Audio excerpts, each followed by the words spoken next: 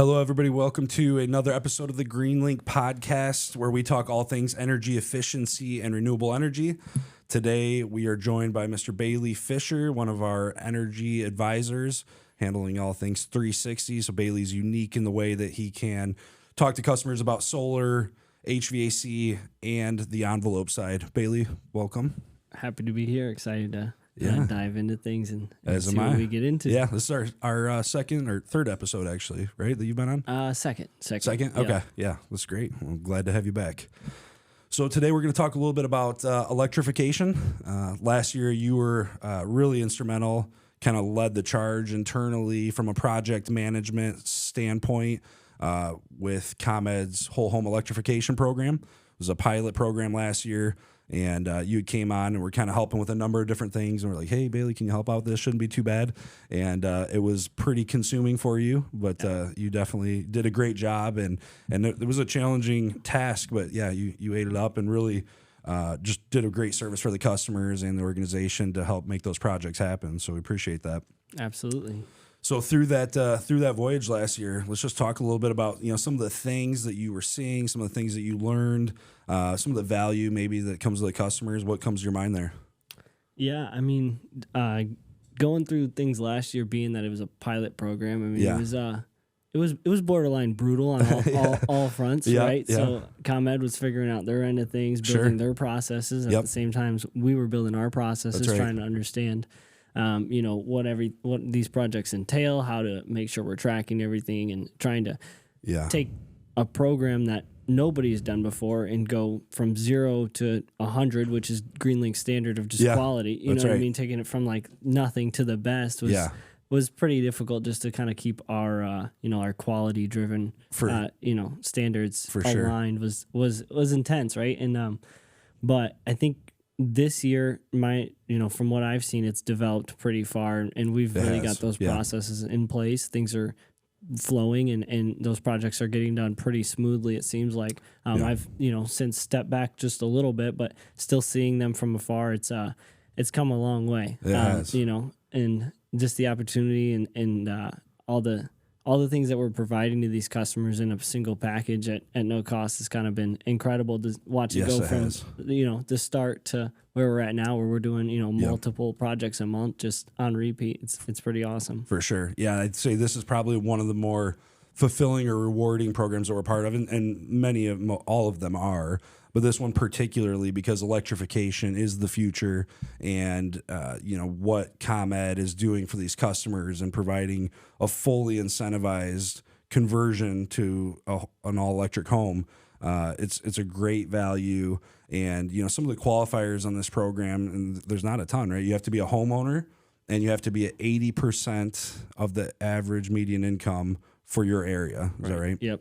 And so, what they do is they look at, the number of occupants in the home versus the total income of the home, and you need to be at 80% of the average median income under that threshold.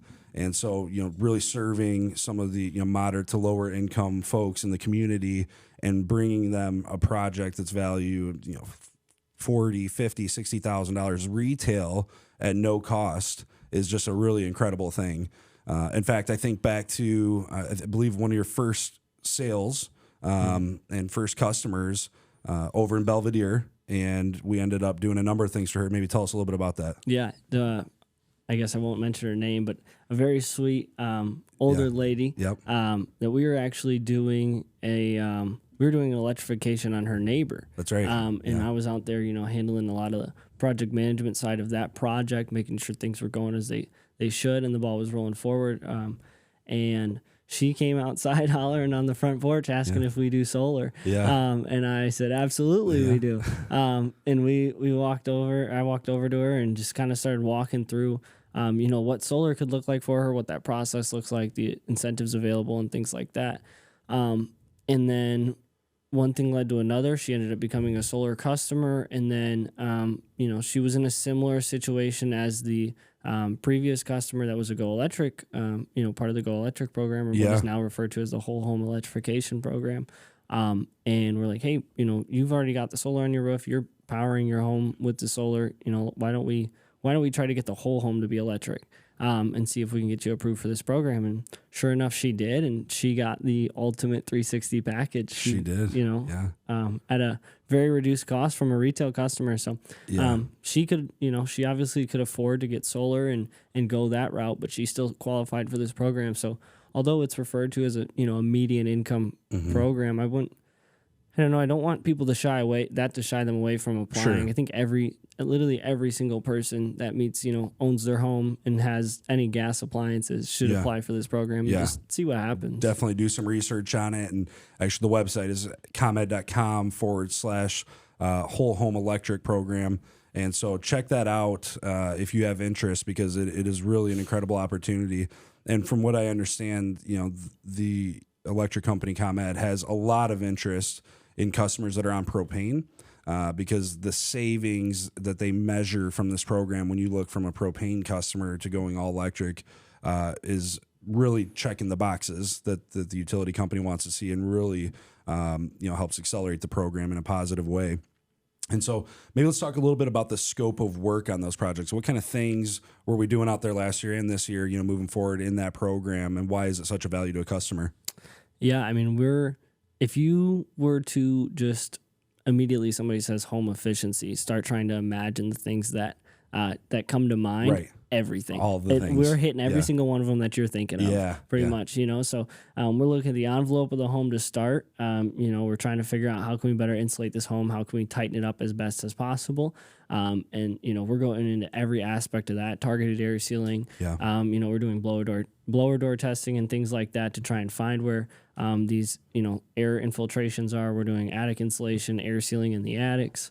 And navigating nearly every aspect of that. And then from the envelope side, we start to look at the HVAC equipment, which, we've developed, grown into very well. And we're doing a ton of high efficiency HVAC stuff, both as part of this program and outside of this program now. But, we end up doing a lot of air source heat pumps with those electric backups and things like that for the program to make sure that we're meeting those full electric standards.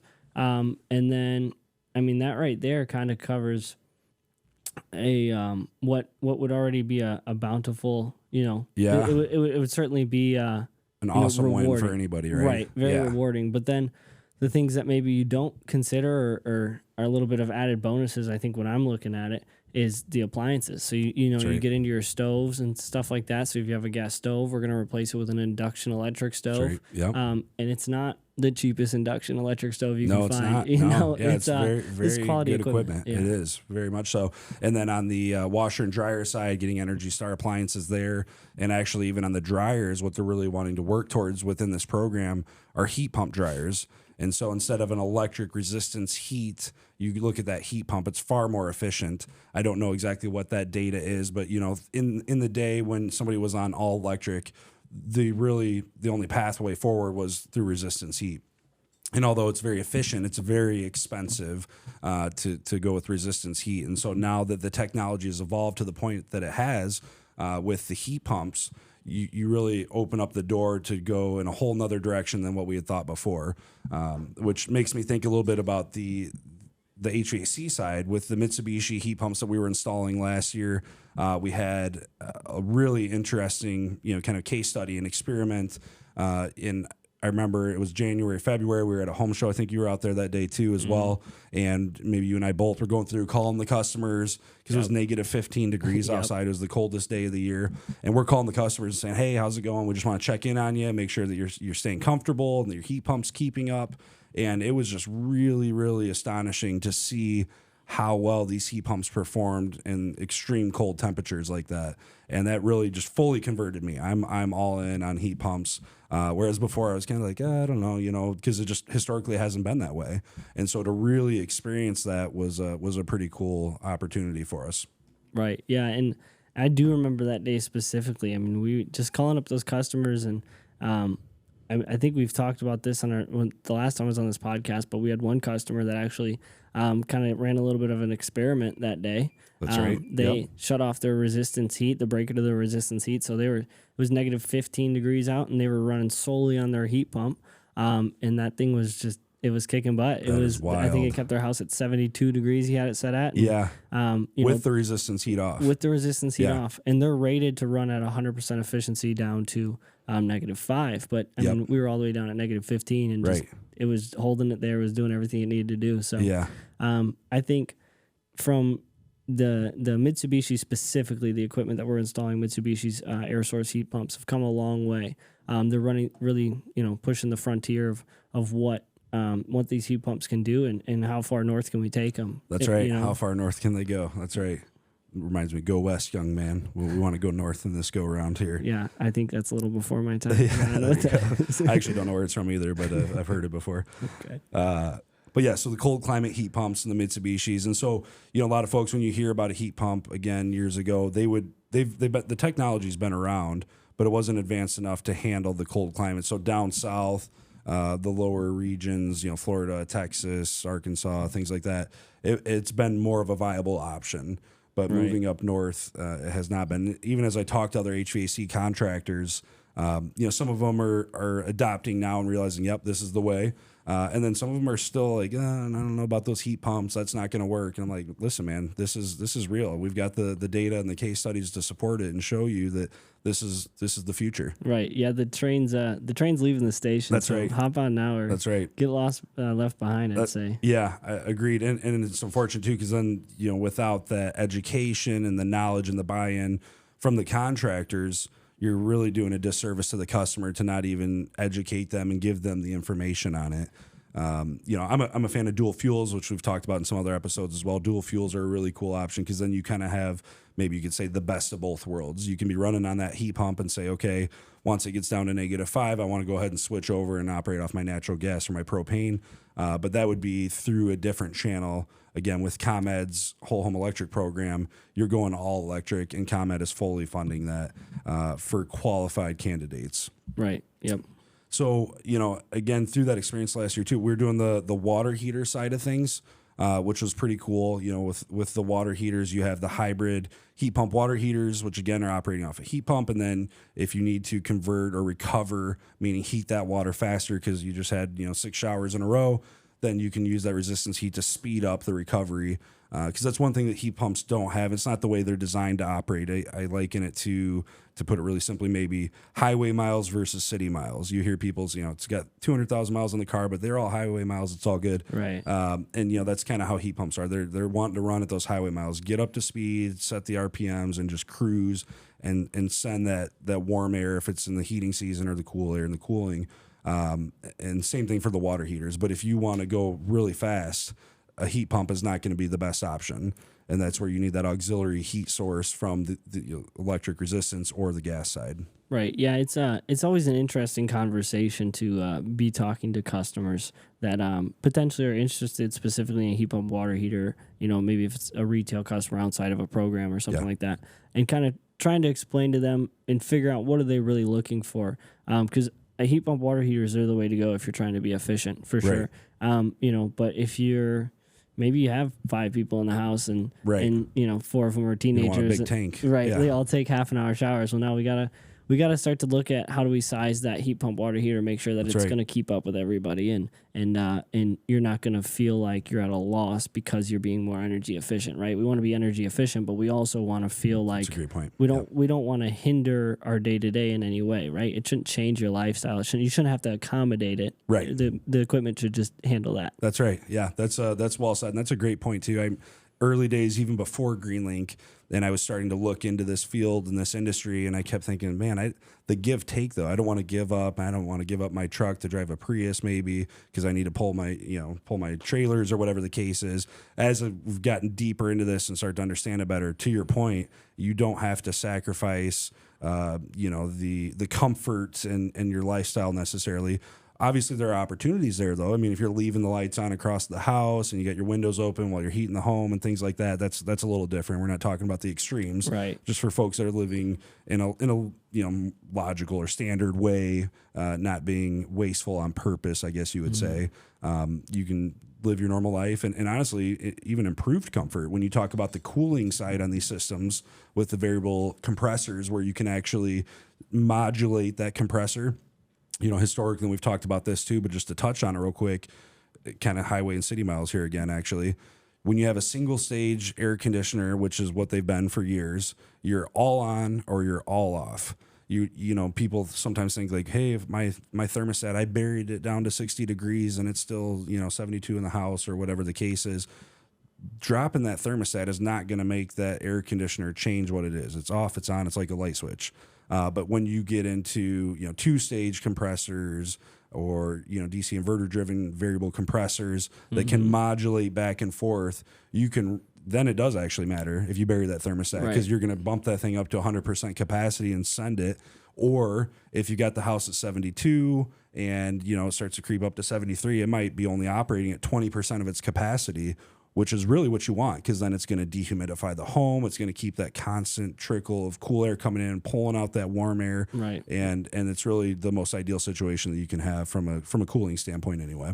Yeah, it's really interesting to, I didn't have a super heavy HVAC background, and over the last year and a half, 2 years or so, that has exploded. I've been doing tons of research, trying to learn, and obviously dealing with a lot of the customers last year, just understanding everything that the customer needs to know. And that's one of the interesting points on the air source heat pumps. When you have a heat pump system, you want that system to be running at a minimum, 30 minutes out of every hour. Yeah. So you're looking for this constant trickle, and I think sometimes that can lead to a little bit of misconception, because people think, well, if it's always running, how is it more efficient? Yeah, sure.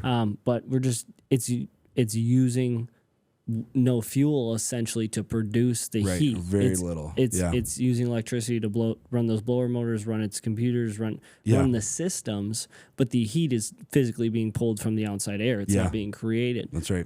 So when you kind of lay that out in front of a customer and you get them to try and understand that, then all of a sudden they start to see, okay, it makes sense why it's more efficient now. Sure, it's running more often, but when you're not burning a fuel to create that heat, it's the runtime shouldn't be the way that you determine how efficient it is. Right. And then the cost of operation, it's just a bit different. When you look at a furnace, maybe that's the case, but there again, you've got modulating, natural gas furnaces now, modulating burners and things like that. So even with the furnace, honestly, the runtime is kind of out of the equation to determine the efficiency of a product. Right. But yeah, so, after a customer goes electric, what's the importance? Why should they consider solar, and how does that tie into the whole thing?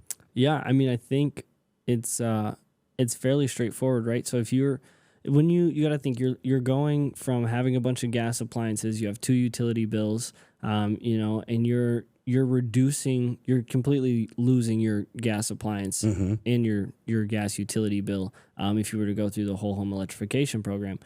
With that, your electric bill is going to go up, right? We can't make everything just go away. It's going to, ideally, those, the sum of the 2 bills previously is going to be greater than what your electric bill is post retrofit. But you're increasing your electric bill, and the whole home is running on electricity now. So the only way to really mitigate those bills and get rid of them is to find somebody else to buy it from, or buy it from yourself. So if you can install solar on your home and get yourself to be producing that power, you no longer need to go to the utility company, and now you can get rid of both bills. Yeah. And you end up in a much better spot then. Yeah, and when we talk about electrification too, I just want to caveat this, that it's not, the only pathway isn't with this program that we were talking about. We share that because it's a really exciting and great opportunity, and we want the community to be aware. But as we talk about electrification, that happens outside of these programs as well, of course. There are lots of incentives and rebates through the Inflation Reduction Act, local level, utility level, to encourage people to make that conversion over to the electric side.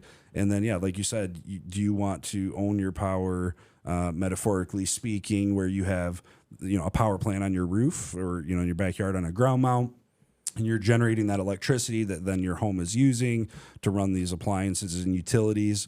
And that's not a pathway that you have to go, obviously, but it is solar in general is just a really exciting time. I know that's where you're spending a lot of your time while still looking and educating customers on those opportunities on the HVAC piece, right? Yeah, absolutely. I think right now most of my time is spent kind of navigating both the solar and HVAC world, and just figuring out how to bring that to show more customers what those opportunities look like. Yeah, really what that value stack looks like. Yeah. Right. Yeah. And it's quite extensive when you start to pair them together. You're anytime you're going to an electrification, like you said, I think it's hard to not get caught up in the whole home electrification project just because of how exciting and enticing it is. But yes, you can, there's plenty of rebates and stuff out there to go fully electric. But anytime that you start to look at heat pumps and stuff like that, it's almost a disservice to not bring up solar, because you're going to create an immense amount of savings in comparison, because you're creating more demand, and the fact that you're using much more electricity. Absolutely. You're saving money by going that route in comparison to the gas, as we mentioned, but you're creating a much more demand, so you might as well create your own supply. And reduce your costs that way. But it's interesting when you're working with customers who are interested in one or the other. Many times they don't really see at first how they align. Sure. There's not a whole lot of understanding there. Right. So when you start to lay it out in front of them and just kind of show them, it's fairly a simple matter, right? Like we talked about, using more electricity. But once you start to show your customer that and you kind of open up their eyes, some people get pretty excited because they realize they can almost create a self-sufficient little ecosystem within their home. And although they're still tied to the grid, it feels fairly off-grid, like they're just doing their own thing. Yeah, a little more independence maybe, right? To have a little more control, which we like as humans to have control. And then you start to couple that with a battery, and then it even goes a step further into that whole resiliency side of things, right? You can still, so I think I want to address this where it's a misconception with a lot of people, and I think folks are starting to understand this more and more as solar continues to evolve and the industry matures. But just because you have a solar system does not mean you have power in the event of a grid outage. And you have to have a battery or a whole home generator in a grid outage, or you do not have power, period. I guess unless you have an end phase with daylight backup, that's the one exception. Yeah. But without a battery or generator. And so, what are you seeing out there in the battery world? Have you been, is there a lot of chatter on that? Is that a common thing when you're talking to customers? Yeah, I think a lot of times the misconception is thinking that they need a battery if they're going to go solar. Yeah. So I'd say most customers, there's a little bit of a misconception there, not understanding net metering, that process, the process of being tied into the ComEd's grid if you're in ComEd's territory. But most utilities have some process like this where you're feeding your excess power to the utility company. They're storing it essentially as a credit. Yeah. And then that gives you the ability at night or in months where maybe you're not producing as much as you would in the summer months, you get to use those credits to then power your home. That way you're ideally powering your home off of your solar 24/7. So most customers, there's a little bit of misconception. They think that they need a battery to store that excess power, when really the grid holds that for you. But where the batteries come in and really start to help out is if you're in an area where you have a lot of power outages and things like that, where you're really looking to have that off-grid feel where you don't have to worry about what else is going on in the world, then those batteries are extremely helpful, right? So that does store, it gives you a battery backup, a whole home backup essentially, to power the home when the grid goes down or other things start to go wrong in the world as we've experienced in the past. Yeah. So I think there's that, and then there's also some arbitrage avenues where people can use batteries to kind of create some cash flow. And you know a lot more about that and kind of can get more in the weeds on that than I do. But there's a lot of opportunities there, I think, as well to be explored and still developing. Yeah, that's really great stuff. And on the commercial side, particularly, I'm unfamiliar on the residential side what that arbitrage may look like, but certainly on the commercial side, there are incredible opportunities, and we've seen customers with maybe just with standalone solar, they have, we'll say, a 4 or 5 year ROI, return on investment on a very large and expensive upfront system. And so when they look and we model in with that battery piece, you actually will see that ROI drop down to maybe 2 years or 1.8 or 2.5 years. So you're shaving significant time off the return on investment, increasing the cash flow on that system.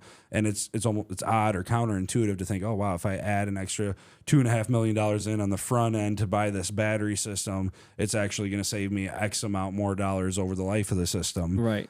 So yeah, that's the way it is, and we're really excited. We've actually got our first project coming up, as you know, where we're going to be installing a Tesla Megapack, and we're going to tie it into some really awesome state-of-the-art control systems to do just that with the arbitrage, and there'll be the resiliency aspect as well for this customer. If the grid goes down, they'll have power, and it's actually like an athletics facility, and so they'll be in there doing their thing, and everybody else will be without power, and they won't even know it because they'll be in there in intense competition with each other. And so but that, what you just said too on the battery side makes me think about, obviously I have batteries at my house. I have the Generac system.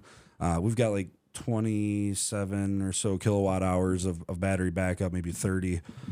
And it was a couple weeks ago now, the storm was coming in. I was sitting out back talking to my daughter. We're just chatting it up, and we see the storm coming. And as we're in conversation, there's just like a little half flicker almost of the lights, just real quick. And I was like, oh, wow, that's interesting. I started looking around. I was like, oh, I guess it was just, one of those things. What I didn't even realize quite at that moment until I got a chirp on my phone a minute later was that the grid had, in fact, gone out and our battery kicked on. And it was so immediate, so instantaneous. It blew my mind. I just couldn't believe it. All the clocks and, I think the dryer was running. Everything that was operating continued to operate unimpacted. It was that quick. And as we're walking around kind of oohing and ahhing over how quick and awesome the battery was, within 5 minutes, I think it was, the grid was back on. And again, instantaneous. I heard the snap down in the basement of my transfer switch kicking back over, and we were back on the grid just like that. And so that was just really, really cool. I was very fascinated. I think what it actually was a drop in the grid voltage. I don't even think it went out as like a brownout situation, but that battery kicked over and protected all, the loads in the home so that they're not getting voltage spikes and drops, which is not something you want for your gear in your home. Right. Yeah. It's pretty exciting to see that firsthand. Yes. Just because, you don't, you get these batteries because of the what ifs, right? But they're great protections for the what ifs. Right. And then when the what ifs happen, you're extremely glad that you took that precaution. Yeah, absolutely. Yeah. So that's I don't have them in my home, so I haven't been able to experience that firsthand when the outage happens. But I could imagine that was pretty almost exciting and kind of made you feel like a little you made bit of a thrill. Right decision, right? You made the right choice on the front end and for sure reap the benefits. I'm obviously pretty biased in this, but I was very pleased with the company that did that battery installation for me, and 5 stars to them, of course. Yep. That was Greenlink. So yeah, I think they're supposed to be a pretty good company. Stand-up group there, yeah. Absolutely.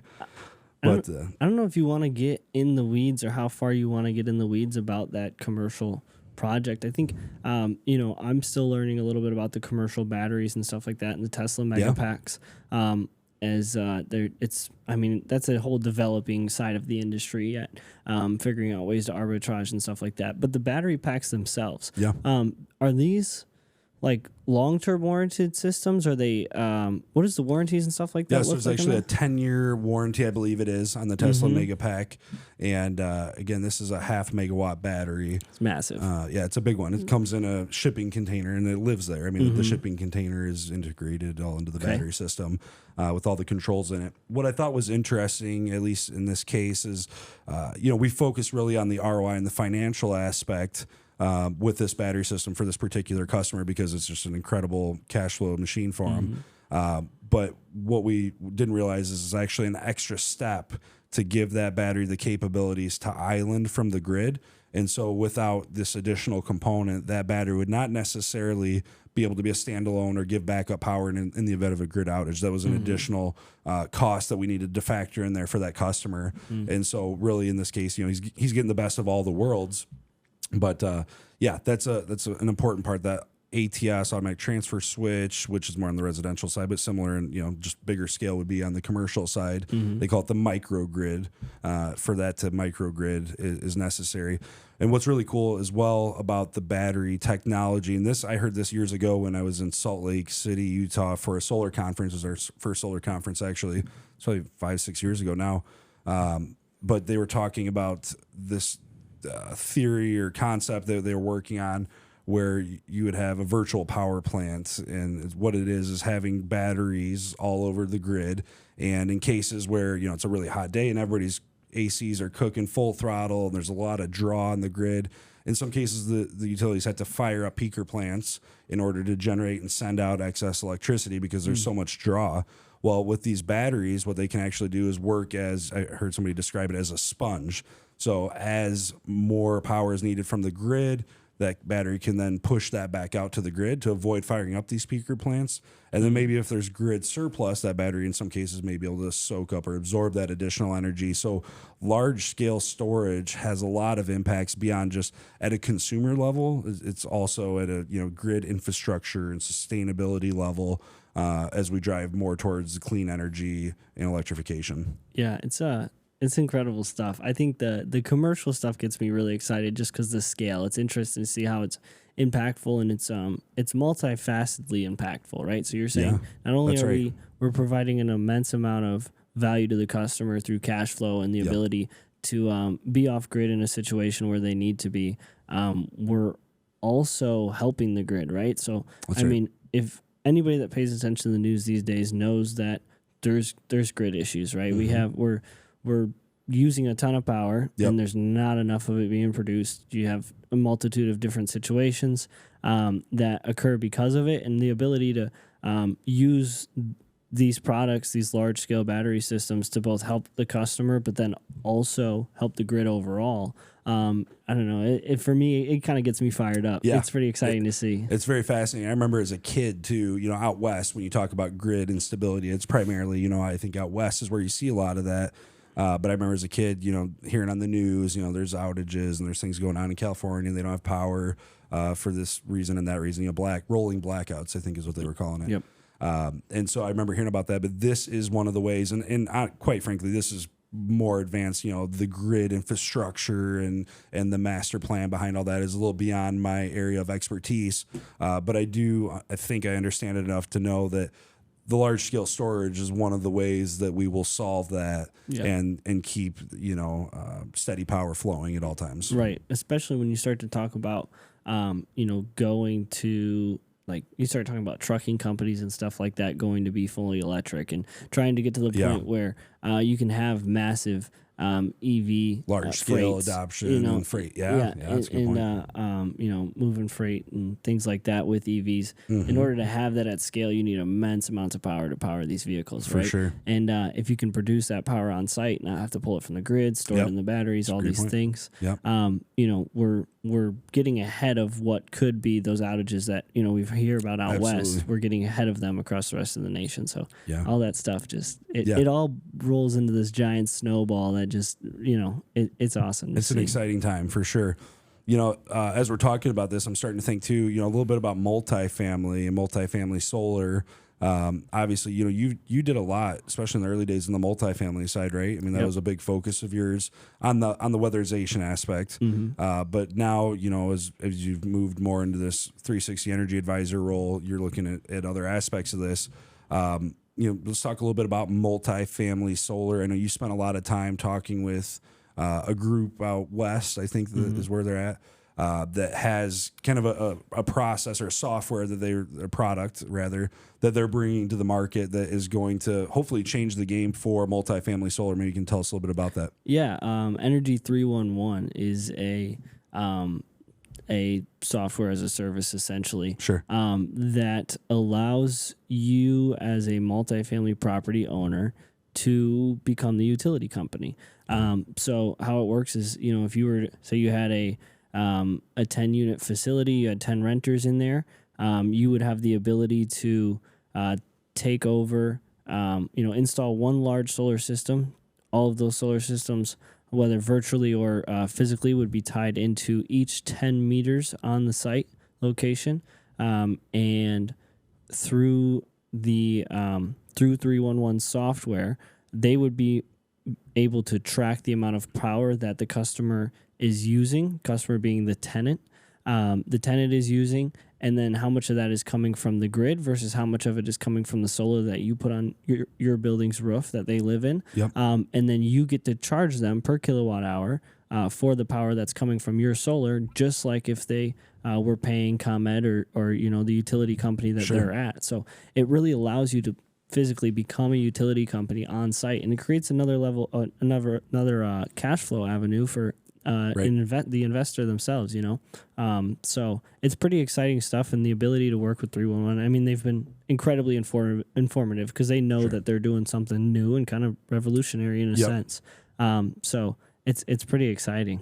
Yeah, as I think about that too, the investors have the opportunity, obviously, to make money, and they will in those situations.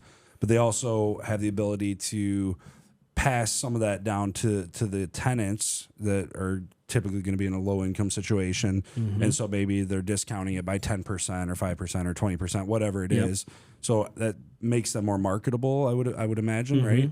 And probably has some positive impacts on just the overall value of that property by saying, hey, we have a renewable energy source at this facility and a discounted electrical rate up to X amount of production annually based on what the system's going to produce. Yeah, and I'm glad you mentioned that, because my last conversation with 311, actually, they were talking to me about a customer that they have. So one of their customers being the investor of a large multifamily complex, and there's over 100 units, and the utility rate in that area was astronomical. Like around here, we're seeing, anywhere on a residential, we're seeing 12, 13, 14, all the way up to maybe 18 cents per kilowatt hour on the really high side.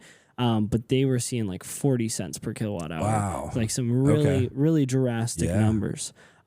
So they installed solar. They went with Energy 311 as their software to be able to track everything and charge the customers. And I think they were charging the customers somewhere around 20 cents per kilowatt hour in an area that was normally around 40 cents per kilowatt hour. So cutting a huge savings for the tenants. Absolutely. And the investor was still able to make money on that, and they were happy with it as well. What a win. They were seeing a great ROI. Yeah. And, they were making all the money they felt like they needed to be making, and they were like, you couldn't get a unit in that complex because everybody knew that this is like, it was like there was a waiting list to move in there, is what 311 was telling me, because of the fact that the utility costs were so low. Yeah, that's wild. I'm glad you shared that. I had not heard that yet. Yeah, it was interesting. Yeah, so I mean, we have not done solar on a multifamily property yet, but we are definitely working that direction. We've done a lot of work for multifamilies on the energy efficiency side, from weatherization measures through mechanical HVAC type things. And that's all, utility funded. ComEd and NICOR partnered together in these energy efficiency programs, which I always think is really amazing. And they deliver that. So those tenants, instead of paying, we saw customers, man, they were heating with electric resistant baseboard. This is a property out in Belvedere. And in the wintertime, they would see $300, $350, bills for heating their units. And these units are 600 square feet or so. And that's really unfortunate. So we came in and we did all the weatherization work. We did crawl spaces and attics and air sealing and all these different things, knocked those utility bills down. And then I'm quite sure that ComEd circled back with them and did some heat pump conversions and got those electric resistance baseboards out of there. And so those tenants now, they might see $70, $75. I don't know exactly, but it will be a drastic difference. Right. And when I think about that too, for a tenant to spend, low income individuals spend $300 on their heating bill, when they might be making, I don't know, $2,000 a month or $1,500 a month or something like that. That's a huge percentage of their income that's going towards that, towards that expense. Whereas somebody that's making, $10,000 a month or some much larger number, like, yeah, it's fine. It's just a small percentage. So the percentage of the expense towards the percentage of their income is really important to be aware of and take note. And that's why, we really take a lot of focus on, environmental justice communities and things along these lines to, help provide that value to the low income population and community. Right. And it's, I don't know, a couple things there that you touched on that made me kind of go back in different directions, is going back to, so that specific customer had electric resistance heat. And they also converted to heat pumps, right? So it's not always about gas to electric, but electric to electric can still be incredibly fruitful, right? For sure. Because going back 100%. To talking about the fuel source and where where that heat's actually coming from. With an electric resistance heat, you're using electricity to produce the heat, which is the opposite of efficient. Yeah, it is very, very inefficient to use electric resistance heat to try and heat a home. It's like running a giant toaster all day long and expecting you to save some money. It's just not realistic. But you go to an air source heat pump from there, and all of a sudden you're not using electricity to physically produce the heat any longer. Again, you're pulling that from the air. Yeah. So, we often throw around the term electrification, but it's also if your target is efficiency, you got to be mindful of how that electricity is heating your home for sure. Yeah, that makes a lot of sense. Yeah, so I mean, just through our journeys here, we're continuing to explore and evolve and adapt and learn different ways that we can bring value to our customers. And, hopefully here in, this year, I hope that we will, be able to bring that first solar project to a multifamily property. And obviously we're even starting to dabble in multifamily electrification, again, through some of the utility funded programs. If anybody has interest, you can jump on ComEd's website, you can jump on Nicor's website and see all the different programs they have out there for the energy efficiency side. And you can kind of navigate that, or, you can feel free to give us a call here at Greenlink as well. We'd be happy to talk to you about that and help kind of steer you in the right direction. Obviously, we don't have this say so. It's not our money. We're not the ones. We're just the contractor that's doing the install. Yep. But we certainly want to provide value to our customers or even folks that aren't our customers, to the community in any way we can. So if we can steer somebody in the right direction, we're always looking to do that. Yeah, it's and there's an incredible number of opportunities. I mean, it's hard for us to even navigate all of them and it takes a lot of work. Track all of them, right? We have lot of bodies that just spend time making sure that we are, we have our in-house counsel and policy analysis and all the teams that play into that just to navigate these programs. So it can be daunting, So if you're in a situation like that where it's you get online and it's there's a million clicks throughs and you're trying to figure out where the right page to be is, that's when you give us a call and we can help you navigate it. Exactly. For sure. Yep. If you're lucky, maybe you'll get Bailey out there too to help walk you through everything. So have to be pretty lucky, but that's right. Cool. Well, Bailey, I appreciate your time today. Thanks for joining and talking shop with me. I think it was a good time, and hopefully this was informative for some of our viewers and listeners. And feel free to reach out if we can help you in any way. Yeah, it was fun. Thanks for having me. Thanks, Bailey.